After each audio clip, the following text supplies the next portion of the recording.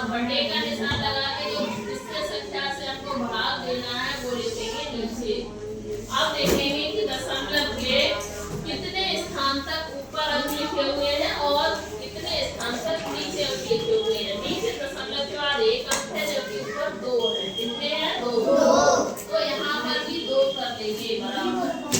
और अब हम क्या करेंगे, जब हमारे दशमलव के दोनों अंक बराबर हो गए, ऊपर भी 2 और नीचे भी 2, तो हम इनको इस तरीके से हटा देंगे और दशमलव को हटा देंगे, क्योंकि संख्या के बाद में जितने अंक ऊपर है दशमलव के और उतने ही अंक नीचे है तो हट जाते हैं।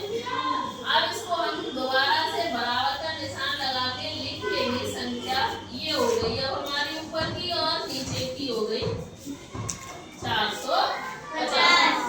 अब भाग कैसे देंगे इसको देखेंगे। यहाँ देखेंगे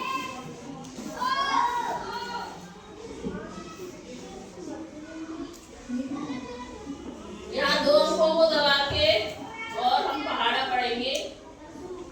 3 ये अंक है, इधर 4 लेंगे और 4 का पहाड़ा यहाँ 14 है दिखाई दे रहा है, या 4 अब देखेंगे पहाड़ा पढ़ने के बाद कितने आते हैं।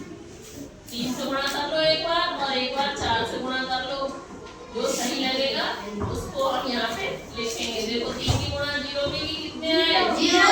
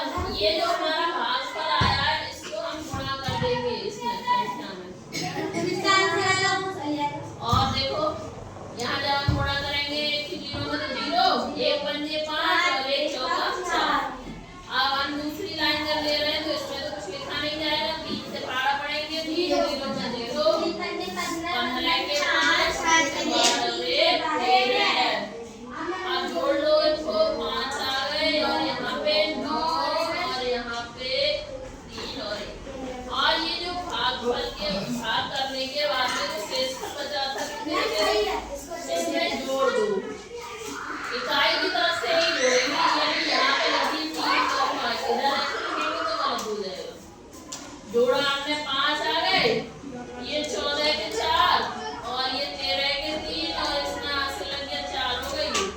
ये संख्या और ये संख्या देखेंगे, अगर सेम है तो हमारा सवाल कैसा है? सही। समझ में आ रहा है? यस। अब हम ये 5 सवाल दे रहे हैं, इसको करो।